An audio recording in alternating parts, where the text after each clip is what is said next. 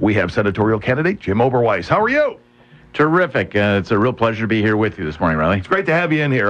We normally talk to people on the phone, give us a chance to clean the place up. We've tidied, we've dusted, we made some coffee. It's good to have you here. But all you had was coffee. You didn't have any good milk to drink. No, we got talking about that afterwards. We got to get our Oberweis milk dispenser in here. And as my son, who's a college student up in Kenosha, was thrilled that you were coming in, not to talk politics, but for me to tell you how much he loves your ice cream.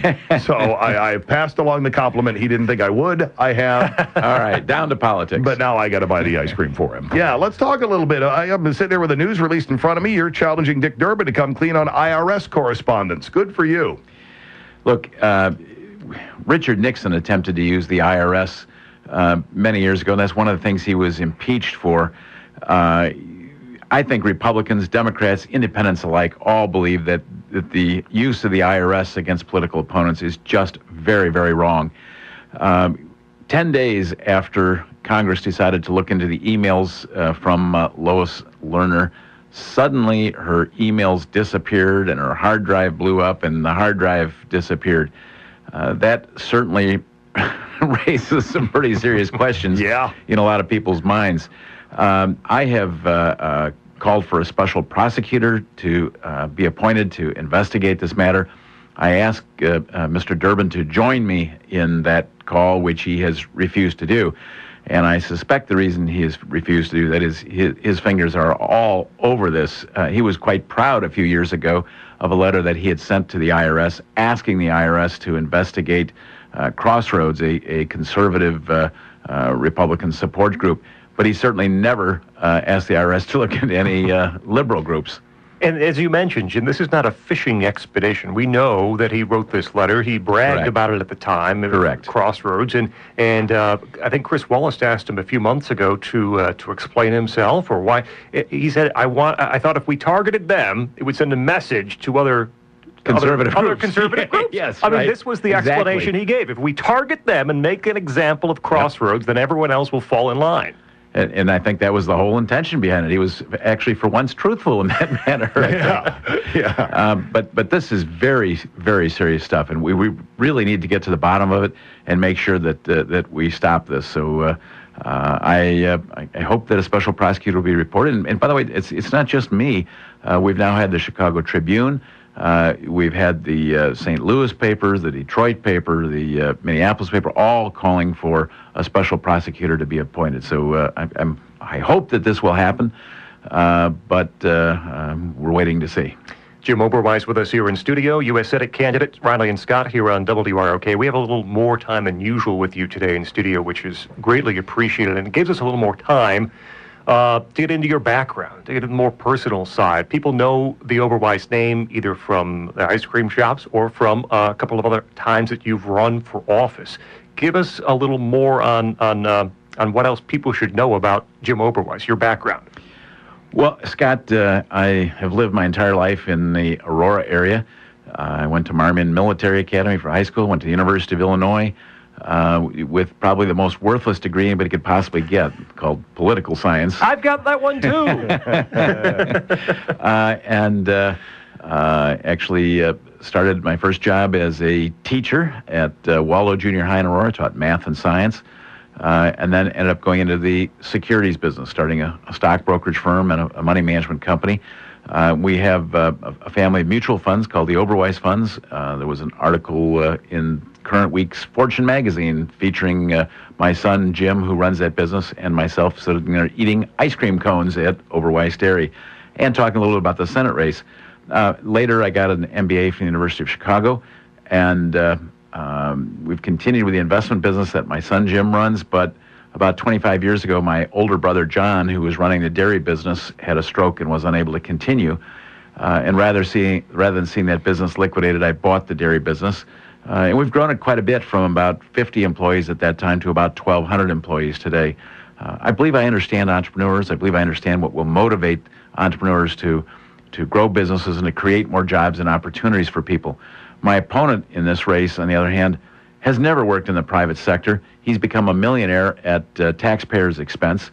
He's spent his career in government and has been in Washington, D.C. for 32 years. That's just way too long. The founding fathers of this country believed in citizen legislators, people who would serve for a limited period of time and then go back to being ordinary citizens and working in their businesses or careers. They never dreamed that we would have people spending an entire life as an elected official. And by the way, I think you get very different results. When you have citizen legislators, they tend to vote in ways that they believe are good for our country and good for our state, whereas career politicians tend to vote in ways that they believe are good for their own personal reelection.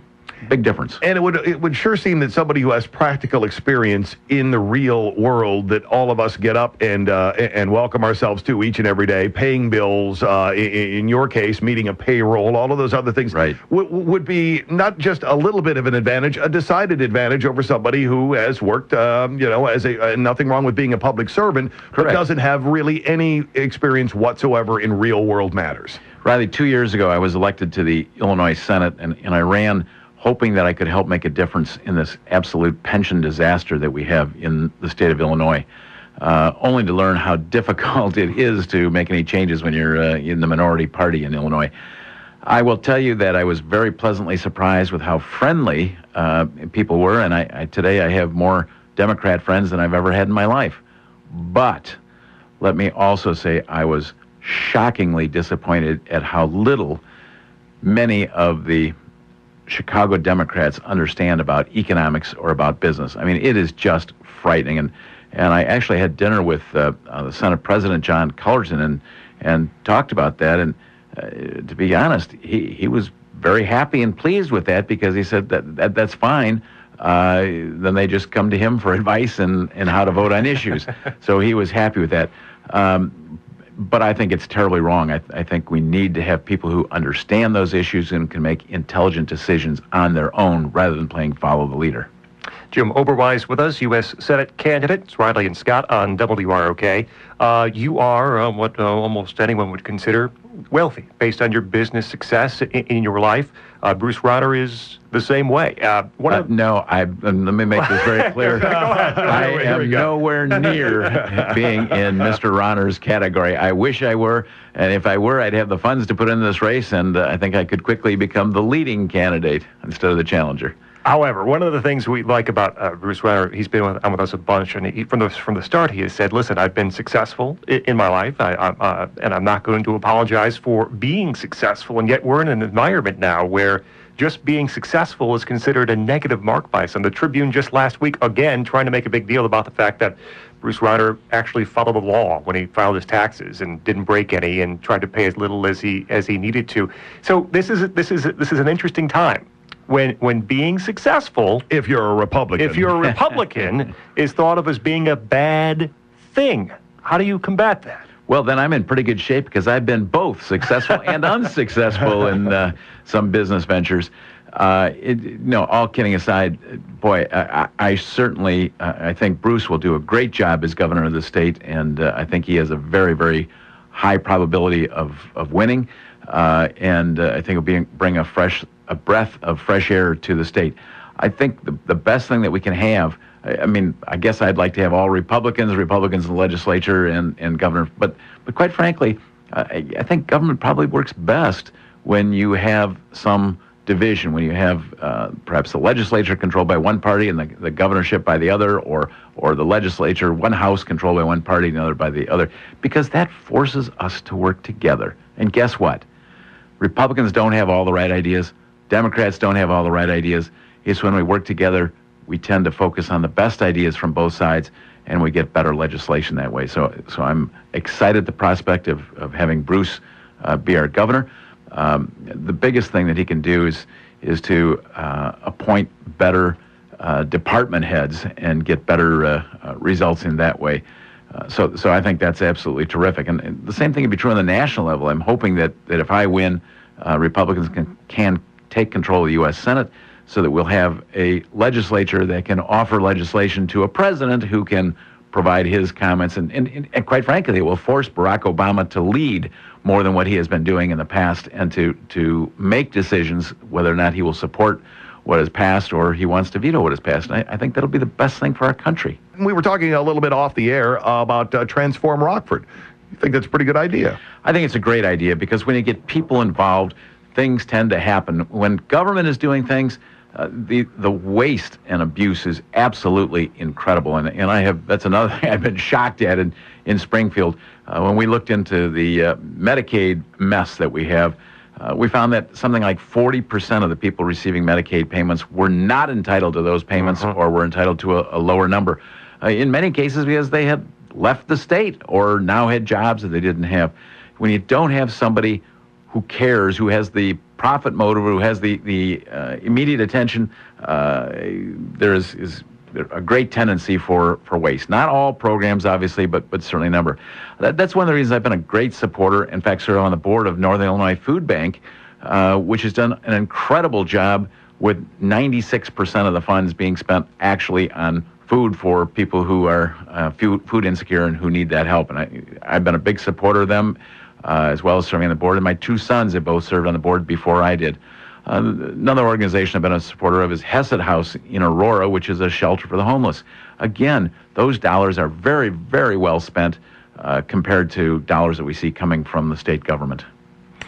And there is that, debate, I suppose. People say, I don't mind paying more taxes if it's going to go to help those in need. Exactly. We point out on the show that if you want to help people, that is the least efficient way you could possibly think of after it gets filtered through Washington. And Scott, you don't know how right you are. It's absolutely incredible.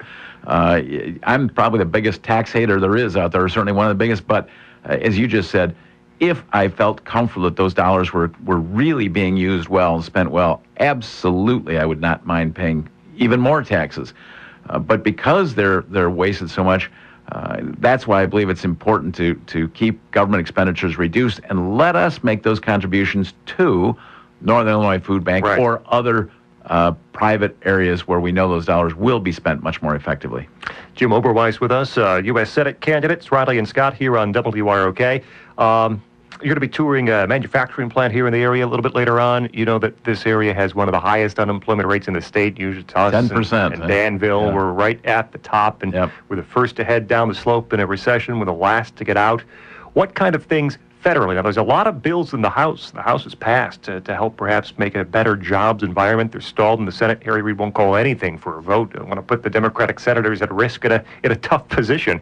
What can be done in Washington to perhaps goose the job picture, both here and across the state? And across the country. Yeah. And what we really need to do, first of all, is to simplify our tax structure so that we all understand what our liability is, make it as flat as possible, bring down the rates for all individuals and corporations to stem the tide. That the new fad right now is for American companies to acquire Irish companies or Swiss companies or whatever, and then merge into those companies so that they're paying the tax rates of those countries rather than the U.S. This is the worst thing possible because then we don't lose part of the revenue. We lose all the revenue from that company or significant part of it. And on top of that, some of the very best jobs end up leaving the United States and going to those other countries. So we need to have our rates be competitive with other industrialized nations. Right now, they're the highest in the world. That has to change. My opponent comes out with a harebrained, lame scheme to pay companies to stay in the United States and pay $1,200 per employee, and if they do this, and this. I mean, and then I will bet if that passed, which it won't pass because we have more people with common sense, but if it did pass, then I'm sure 2 years from now or 3 years from now, if he were still in the Senate, he'd be lambasting those corporate tax breaks. Yeah, and the fact that corporations those fat cats that are getting them. Exactly. And this is so wrong. That's why I say what we have to do is simplify it. No special breaks, no corporate welfare, none of this stuff. Just bring the rates down so that they're low and competitive with the rest of the world. The same thing for us as individuals. Bring those marginal rates down, make them as low as competitive to encourage entrepreneurs to go out and create jobs and opportunities for people. You know, Durbin likes to pretend that he's supportive of the poor and middle class, but if you look at his policies, they are killing us. They're hurting jobs. They're hurting the poor and the middle class. Just in the last 6 years since the last time he ran for re-election, we have 310,000 more people unemployed in Illinois, and 300,000 more people now living below the poverty line. What he's doing is not working. It's time for a change to try something different.